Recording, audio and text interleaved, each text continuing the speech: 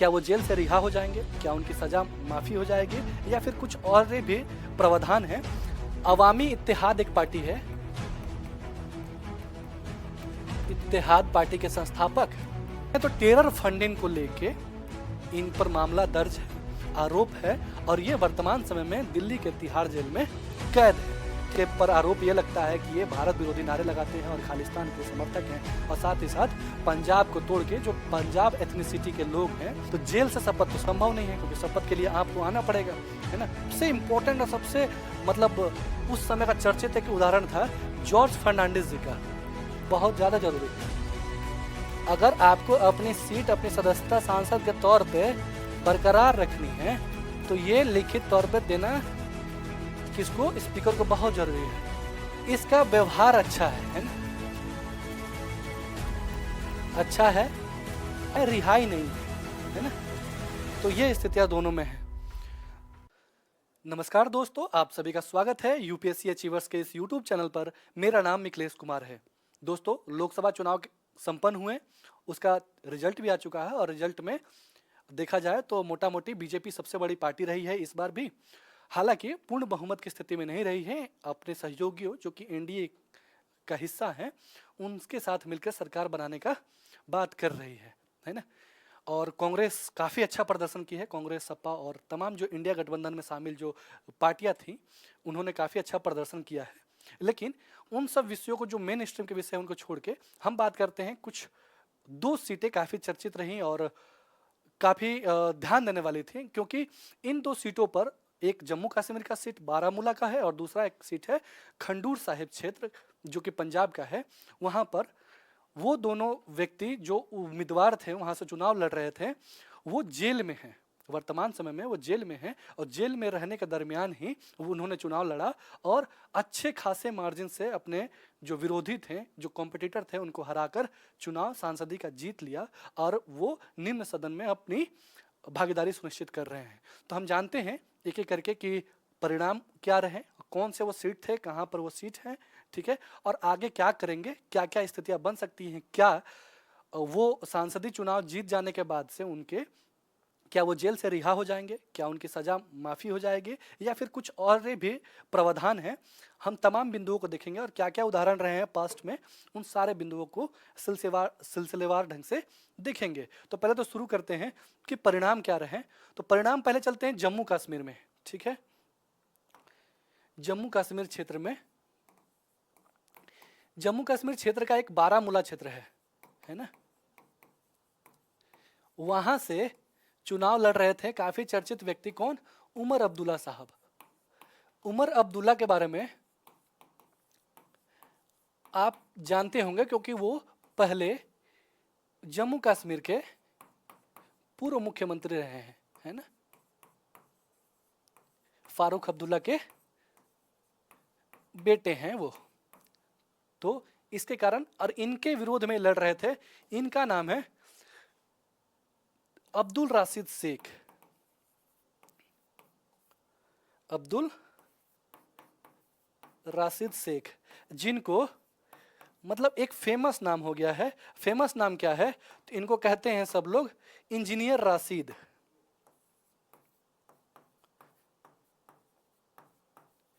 Engineer Rashid. तो ये व्यक्ति उमर अब्दुल्ला साहब को, उमर अब्दुल्ला ये जो हैं इनको 2 लाख से ज़्यादा वोटों के मार्जिन से हराकर अभी सांसदी का चुनाव जीत चुके हैं, ठीक है। इंजीनियर रशीद के बारे में कुछ जानकारियों को जान लेते हैं। तो ये क्या है कि अवामी इत्तेहाद एक पार्टी है, इत्तेहाद पार्टी के संस्थापक जो जम्मू कश्मीर बेस्ड है ना, संस्थापक है। दूसरी चीज कि 2 बार विधायक रह चुका है, विधायक। और इंजीनियर नाम कैसे पड़ा? क्योंकि ये पेशे से पहले इंजीनियर हुआ करता था।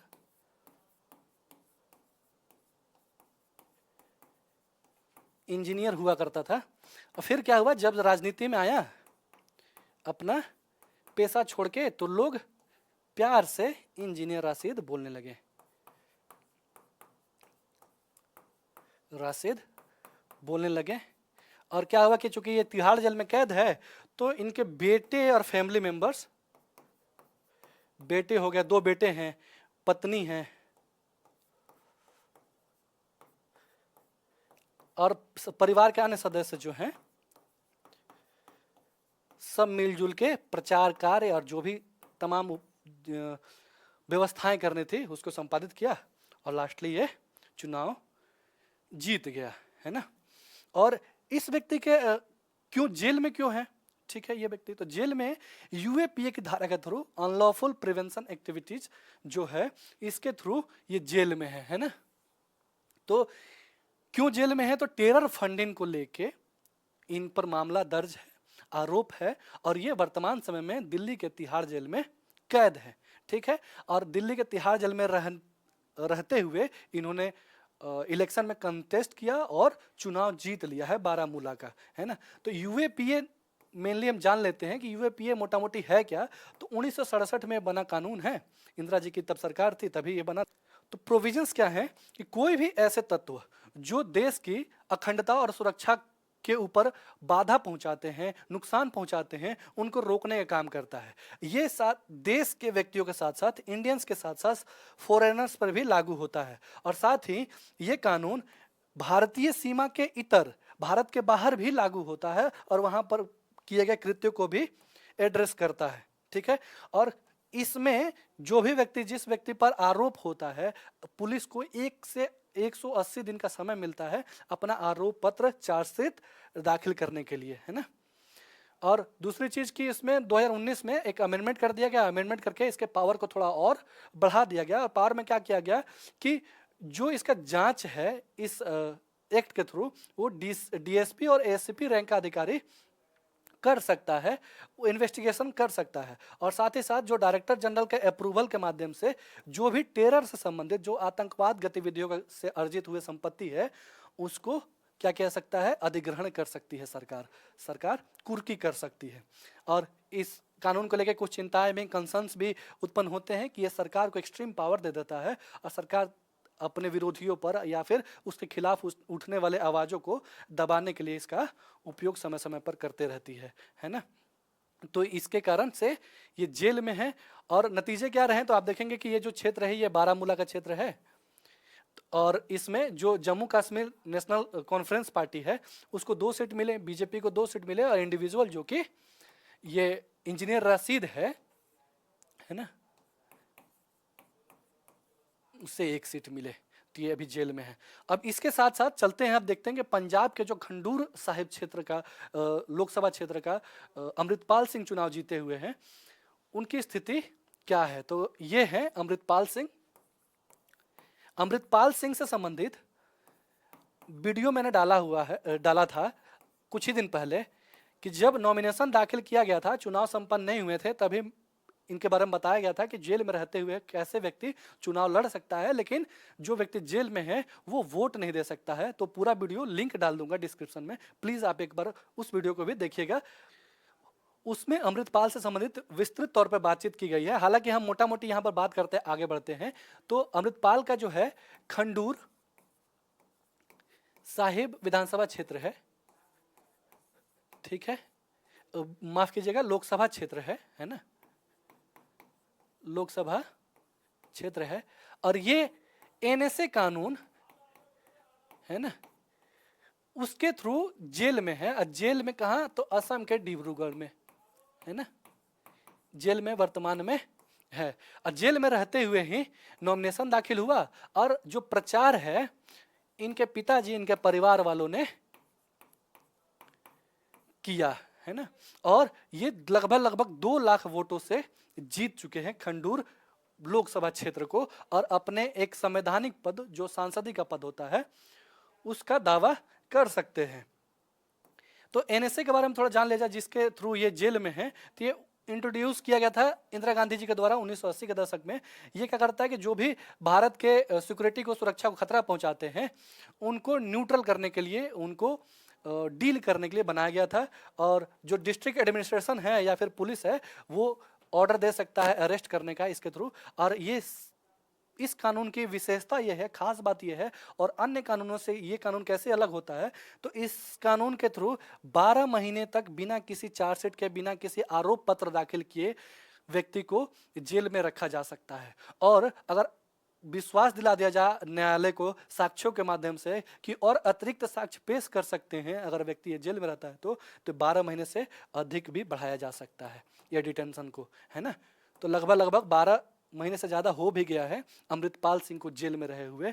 और मोटा मोटी अगर जाने तो कहानी क्या थी, तो कहानी ये थी कि ये वारिस पंजाब दे संगठन के मुखिया हैं, और इनके पर आरोप ये लगता है कि ये भारत विरोधी नारे लगाते हैं और खालिस्तान के समर्थक हैं, और साथ ही साथ पंजाब को तोड़ के जो पंजाब एथनिसिटी के लोग हैं उनके लिए एक अलग देश या फिर अलग राज्य की मांग करते हैं, है ना। और ये इनके विचार जो हैं वो भिंडरवाला के विचार से प्रेरित है, जो एक खालिस्तान समर्थक था और आतंकवादी गतिविधियों में संलग्न था। और 1980 का जो दशक है संबंधित है किससे, भिंडरवाला से। इंदिरा गांधी जी का डेथ भी, है ना, इंदिरा गांधी का डेथ भिंडरवाला से।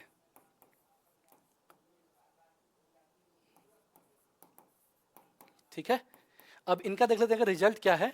तो रिजल्ट क्या रहा कि पंजाब का ये खंडूर विधानसभा क्षेत्र है, लोकसभा क्षेत्र है, और ये पाकिस्तान का रीजन है, बॉर्डर पे ही आता है ना, अमृतसर का ये क्षेत्र होगा। तो ये इंडियन नेशनल कांग्रेस को 7 सीट, आम आदमी पार्टी को 3 सीट और अकाली दल को 1 सीट, इंडिविजुअल जो जीते हैं 2 लोग वो हैं। तो उनमें से एक अमृतपाल सिंह भी है जो अभी जेल में है। अमृतपाल सिंह का ये स्थिति रहा। अब आगे क्या करना है, तो आगे क्या होगा कि अगर आपको थोड़ा सा भी ध्यान हो इस चीज का, तो कोई भी व्यक्ति लोकसभा या राज्यसभा के लिए चयनित होता है, मनोनीत होता है ना, या फिर राज्यसभा के लिए, तो उससे सबसे पहले सदन की कार्रवाई में भाग लेने के लिए सबसे पहले क्या करना पड़ता है, तो शपथ लेना पड़ता है ना। शपथ लेना पड़ता है। शपथ कौन लिवाता है, तो राष्ट्रपति या फिर राष्ट्रपति द्वारा मनोनीत कोई भी ऐसा व्यक्ति, कोई भी व्यक्ति, ठीक है, शपथ दिलवाता है। ठीक, शपथ होने के पश्चात ही कोई भी व्यक्ति सदन की कार्रवाई में भाग ले सकता है और एक सांसद के रूप में अपने आप को प्रॉपर्ली एस्टेब्लिश कर सकता है। लेकिन क्या दिक्कत है, अब ये लोग तो हैं जेल में, है ना, तो जेल से शपथ तो संभव नहीं है क्योंकि शपथ के लिए आपको आना पड़ेगा, है ना। तो अब क्या इनके पास विकल्प बचता है, तो विकल्प ये है कि न्यायालय से रिक्वेस्ट करना होगा, आग्रह करना होगा कि उन्हें शपथ के लिए भेजा जाए। ठीक है, शपथ के लिए भेजा जाए। तो शपथ के लिए क्या है प्रावधान, वैसे संविधान में कोई प्रावधान ऐसा नहीं है, नहीं है। लेकिन पूर्व में कुछ घटनाएं हुई हैं ऐसी जो कि एक रास्ता देती हैं, एक और ओवरव्यू देती हैं कि ऐसी चीजें हो सकती हैं। व्यक्ति जेल से बाहर जाकर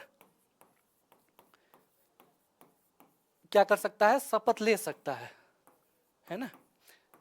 अब देख लेते हैं कुछ उदाहरण। तो सबसे इंपॉर्टेंट और सबसे मतलब उस समय का चर्चित एक उदाहरण था जॉर्ज फर्नांडिस जी का। जॉर्ज फर्नांडिस काफी चर्चित क्रांतिकारी व्यक्ति, समाजवादी व्यक्ति। इनके साथ क्या है कि इमरजेंसी लगती है कब, तो 1975 में इंदिरा जी की सरकार में। ये इमरजेंसी का विरोध करते हैं, है ना, और क्या हो जाते हैं, भूमिगत हो जाते हैं, भूमिगत हो जाते हैं, है ना। और भूमिगत होने के साथ साथ ये कोशिश करते हैं कि ऐसी स्थितियां उत्पन्न किया जाए कि सरकार के कामकाज में बाधा डाला जाए, कि सरकार त्रस्त होकर ये जो इमरजेंसी है या फिर अपना तानाशाही है उसको रोके। तो तानाशाही के खिलाफ ये काम करते हैं, है ना। लेकिन आपको ध्यान होगा कि इमरजेंसी में जितने भी नेता थे, जितने पत्रकार थे, है ना, नेता हो गए, पत्रकार हो गए, या कोई भी एक्टिविस्ट हो गया, सबको इंदिरा जी ने क्या करा था, जेल में ठूस दिया था, है ना। और सब लोग भागे भागे फिर रहे थे, जेल में बंद कर दिया था। इनका क्या होता है कि 1976 में ये पकड़े जाते हैं और इन्हें भी जेल में डाल दिया जाता है। आरोप क्या लगता है इन पर? जेल में डाल दिया जाता है। आरोप क्या लगता है? तो आरोप है एक बड़ौदा डायनामाइट करके। डायनामाइट क्या होता है कि एक विस्फोटक पदार्थ होता है।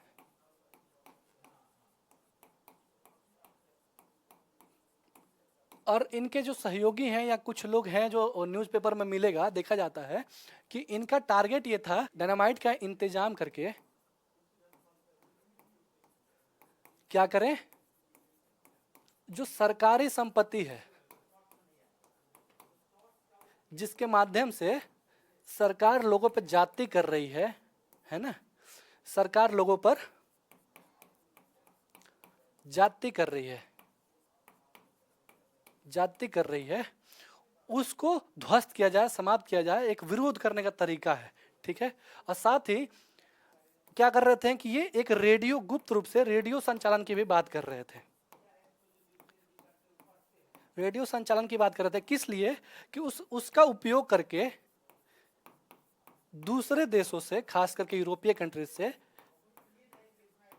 सरकार के खिलाफ एक्शन लेने की बात की जाए, है ना, सरकार के खिलाफ एक्शन की बात की जाए।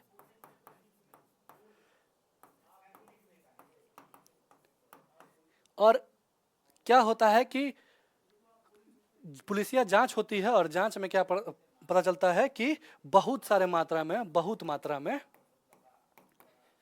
जो डायनामाइट है, डायनामाइट का रॉड है, फ्यूज है,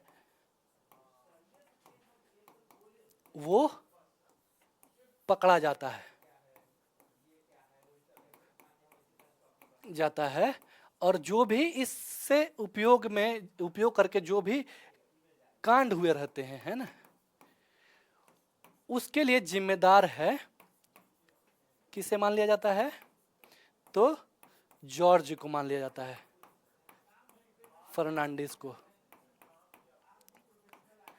जॉर्ज फर्नांडिस को इसका कारण मान लिया जाता है और 1976 में गिरफ्तार कर लिया जाता है। ठीक है। गिरफ्तार कहां से? तो कलकत्ता से। उस समय कलकत्ता हुआ करता था, कोलकाता नहीं, है ना। गिरफ्तार कर लिया जाता है। तब क्या होता है कि जैसे ही इमरजेंसी हटती है, साल आता है 1977 का। इस समय क्या होता है कि सारे जो विपक्षी पार्टियां हैं लामबंद हो गई होती हैं, एकजुट हो गई होती हैं और क्या करती हैं कि सरकार जनता पार्टी की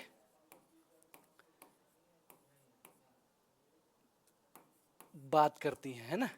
और इसी जनता पार्टी के बैनर तले टिकट में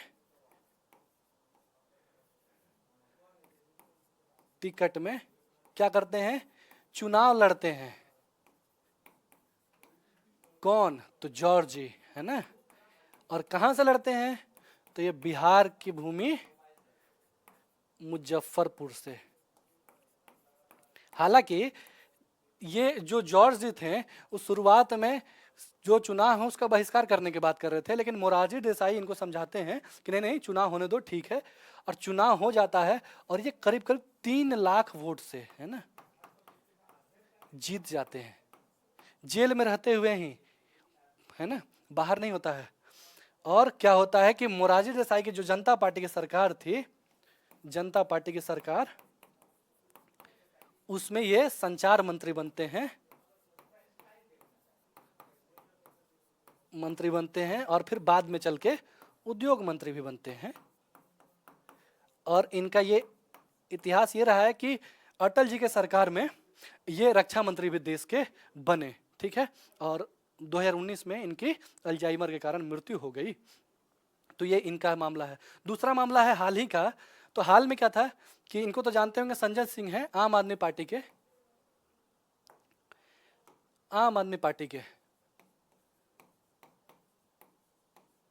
तो इनके साथ क्या हुआ कि ये राज्यसभा के सांसद हैं, है ना, राज्यसभा के सांसद हैं। तो इनका जो कार्यकाल समाप्त हुआ तो दूसरे कार्यकाल के लिए मार्च 2024 में इनको शपथ लेना था, है ना। तो शपथ लेने के लिए इन्हें जेल से छोड़ा गया और ये शपथ लिए। ठीक, तो ये मामला है। तो ये एग्जाम्पल्स हैं कि ऐसे एग्जाम्पल हैं जिसके माध्यम से जो कोई भी व्यक्ति जेल में है वो बाहर निकलकर शपथ ले सकता है। और शपथ लेने के बाद से क्या स्थितियां बनती हैं, तो शपथ लेने के बाद से जैसे कि कोई व्यक्ति तो जेल में है, अब तो जेल में रहने के दरमियान जो सदन की कार्रवाई है उसमें भाग तो नहीं ले सकता, है ना। तो जरूरी है ये बात लिखित तौर पे क्या करना, जो स्पीकर है, ठीक, स्पीकर है उसको लिखित तौर पर देना कि मैं सदन की कार्यवाही में उपस्थित नहीं रह सकता हूं फलाना कारण से, ठीक है ना, कारण बताते हुए। ये बहुत जरूरी है ना, बहुत ज्यादा जरूरी।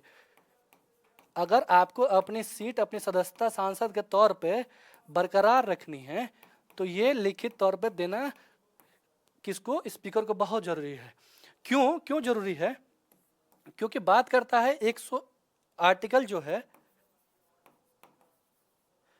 101 का 4 सब क्लॉज 4 बात क्या करता है, अगर कोई, ठीक है ना, यदि कोई सदस्य, सदन का सदस्य बिना सूचना के, ठीक, सूचना के सदन की जो जितनी भी बैठकें होती हैं, बैठकों में क्या करता है, 60 दिन से ज्यादा अनुपस्थित रहता है ना, अनुपस्थित रहता है,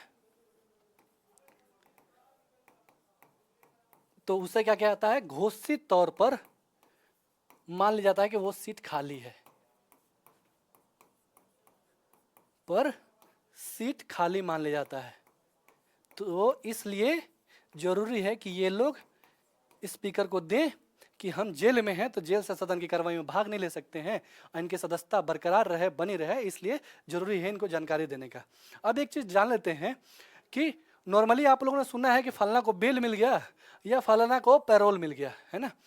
और बेल और पैरोल से दोनों मामले, ये जो पीछे चाहे इंजीनियर राशिद का हो या फिर अमृतपाल सिंह का हो, कैसे अलग है, तो उनको तो न्यायालय के थ्रू एक स्पेशल टाइप में,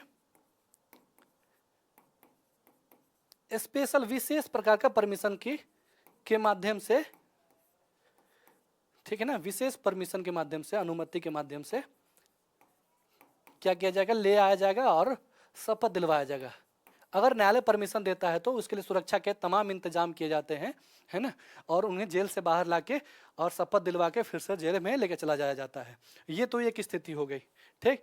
दूसरी स्थिति क्या होती है, अगर बेल की बात करें हम, तो बेल का जो व्यक्ति आरोपी है ना, आरोपी है और उस पे कोई भी मुकदमा चल रहा है, अगर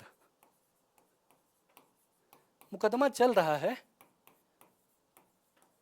तो वैसी स्थिति में उसको बाहर आने के लिए न्यायालय द्वारा, कोर्ट द्वारा क्या कहता है, बेल दिया जाता है।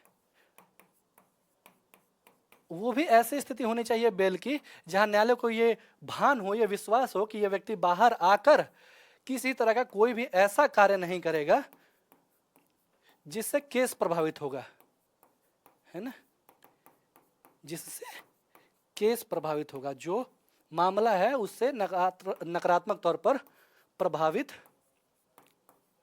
नहीं हो, तब न्यायालय क्या करता है, बेल दे देता है ना। कुछ ऐसे मामले होने चाहिए कि जिसमें थोड़ा सा नरमी बरता जा सकता है, वैसी स्थिति में बेल दिया जाता है। तो बेसिक डिफरेंस क्या है कि आरोपी है, आरोप सिद्ध नहीं हुआ है और मुकदमा चल रहा है, तब न्यायालय क्या करता है, बेल दे देता है। अब दूसरी कंडीशन क्या है, पैरोल। हम लोग सुनते हैं कि पैरोल पे कोई बाहर आया है, तो पैरोल में क्या होता है कि कोई सजा याफ्ता व्यक्ति है जिसे सजा हो गई है ना, उससे पैरोल दिया जाता है। अगर कोई बहुत इमरजेंसी है या फिर जो जेल सुपरिटेंडेंट है ना, जेल सुपरिटेंडेंट है,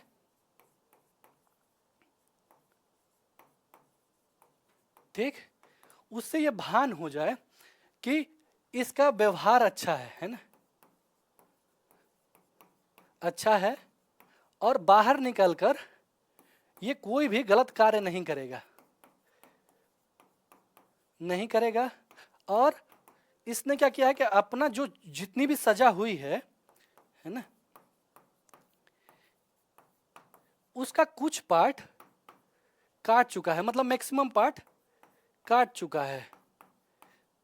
वैसी स्थिति में क्या होता है कि जेल सुपरिटेंडेंट अपने विश्वास पे इसे पैरोल दे देता है। ये रिहाई नहीं है ना, रिहाई नहीं है, ये लिमिटेड टाइम पीरियड के लिए, शॉर्ट टाइम पीरियड के लिए, जो इतना जेल सुपरिटेंडेंट है वो समझे, वो अस्थायी तौर पर ये देता है। और वो भी बेल भी अस्थायी है, रिहाई नहीं है ना। तो ये स्थितियां दोनों में है। तो दोस्तों ये मोटा मोटी खबर रही, और आपको थोड़ा सा भी हमारा मेहनत पसंद आता है तो प्लीज़ चैनल को सब्सक्राइब कीजिए, लाइक कीजिए, शेयर कीजिए, और जो भी आपके सुझाव हो कमेंट बॉक्स पे लिखिए या फिर हमारे व्हाट्सएप नंबर पे हमारे प्राइवेट मैसेज के थ्रू भेज दीजिए। आपका बहुत बहुत धन्यवाद। जय हिंद।